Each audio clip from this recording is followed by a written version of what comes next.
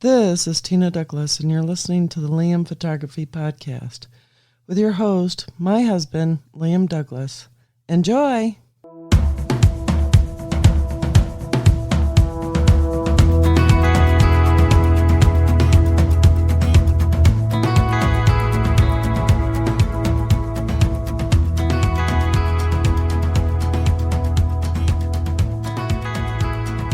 In today's episode, Sony's big move, GoPro's trouble, and why chasing the perfect photo can end up becoming dangerous. Hello, everyone, and welcome back to the Liam Photography Podcast. I'm your host, Liam Douglas, and thanks for joining me once again for episode 512 for the week of July 30th, 2026. Now, we've got another packed week of photography news with everything from major industry shakeups to some cautionary tales about photography in the real world. So let's go ahead and jump right into our news stories for this week. Now, our biggest story this week is one that could have major implications for photographers everywhere throughout the world. Reports indicate that Sony has made an offer to acquire Tamron, one of Japan's best-known lens manufacturers. Now, while nothing has been finalized, it certainly makes sense when you consider the relationship these two companies already have. Now, many photographers don't realize that Tamron has long manufactured lenses for Sony, and Sony already owns a significant stake in the company. Tamron has become one of the most respected third-party lens makers, producing excellent glass for Sony E-mount cameras while also supporting Canon, Nikon, and many other systems and mounts. Now, if this acquisition goes through, it could strengthen Sony's position even further in the mirrorless market. Now, the interesting question is, what happens to Tamron's independence? Would Tamron continue to produce lenses for competing camera systems? Would Sony keep the Tamron name or get rid of it?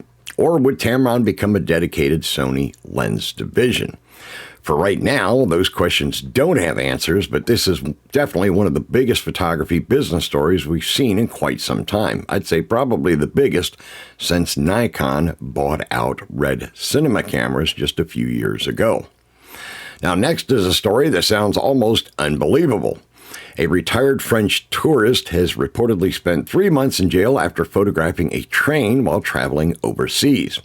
Now, according to reports, his family had little information about where he was being held for much of that 3-month period.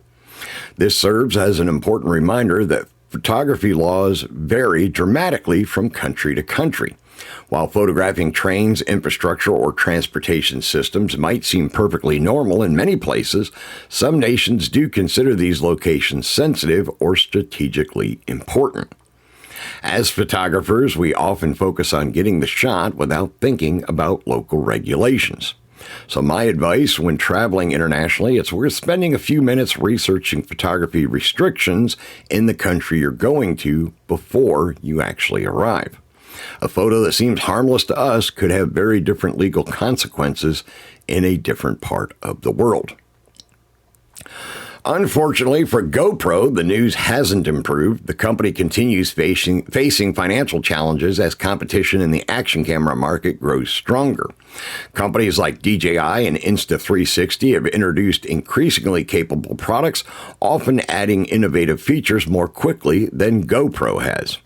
Consumers now have far more choices than they did just a few short years ago. For many buyers, the decision isn't automatically, quote, buy a GoPro anymore. Instead, they're comparing stabilization, image quality, battery life, AI features, 360-degree recording, editing software, overall value, as well as low light capabilities. And competition is great for consumers, but it's creating significant pressure on GoPro's business. The company still has tremendous brand recognition, but brand recognition alone isn't enough if competitors continue to innovate much faster. It will be interesting to see what GoPro's next generation of camera brings, because they really need something that gets photographers and videographers excited once again. Will they be able to pull it off? Maybe, maybe not. I mean, all we can do is wait and see at this point. Now, for those of you interested in filmmaking, there's a new tool worth checking out. CAD Rage Studio is designed to combine a wide variety of pre-production tools into a single application. Instead of juggling separate apps for storyboards, shot lists, camera diagrams, scripts, mood boards, location planning, and production notes, filmmakers can manage everything from a single workspace. One thing I always appreciate is software that reduces complexity. Creative work always has enough moving parts, and we don't need to make it more complicated with our software and our workflow there. If software can eliminate switching between multiple programs while keeping an entire production organized, that's a real photography benefit. So for independent filmmakers and YouTube creators especially, tools like this can save a surprising amount of time and effort. So definitely something that we could all get behind. Now, this next story is one of the more concerning ones this week. Mountain rescue teams are reporting an increase in young people needing rescue after taking unnecessary risks in pursuit of dramatic social media photographs. Now, unfortunately, we've seen all of this before. People climbing over barriers, standing near cliff edges, ignoring warning signs, positioning themselves on train tracks that are still active. The list goes on and on. And getting dangerously close to waterfalls is another big one, or walking into areas specifically marked as unsafe. The reality is simple. No photograph is worth risking your life. Some of the best landscape photographers in the world create incredible images while staying within designated safe areas.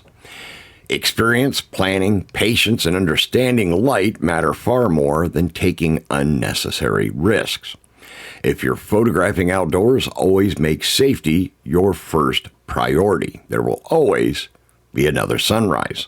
There will always be the opportunity for a great photo. There's no need to risk your life in order to get one, especially on social media. And finally, our last story for today, Japan experienced a magnitude 6.8 earthquake that prompted Sony and Fujifilm to evacuate workers from facilities near the affected region. Fortunately, the initial reports focused on protecting employees, and that's obviously the most important outcome. From an industry perspective, however, events like this can also have ripple effects. Japan remains one of the world's largest centers for camera manufacturing, image sensors, lenses, and other precision optical equipment. Even temporary production interruptions can affect inventory, shipping schedules, and product availability worldwide. Whether this particular earthquake creates any long-term supply issues remains to be seen, but it's another reminder of just how interconnected today's camera industry really is and how it can be affected. This week really highlighted how much of the photography world extends beyond simple taking of photographs.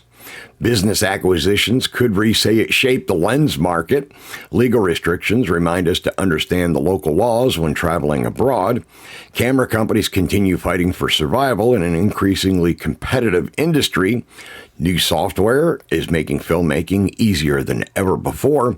And perhaps most importantly, the pursuit of social media should not come at the expense of your life or personal safety. Photography should inspire us, not put us in unnecessary danger. I want to thank you for listening to another episode of the Liam Photography Podcast. If you enjoyed today's show, be sure to subscribe so you don't miss future episodes. If you have any questions or comments, you can leave them in the Liam Photography Podcast Facebook group or in the comments section on YouTube, my YouTube channel, because the episodes are shared there as well automatically. Now, you can also find more photography reviews, camera news, tutorials, and hands-on videos over on my YouTube channel. Until next time, get out there, stay safe, and keep seeing the world through your lens.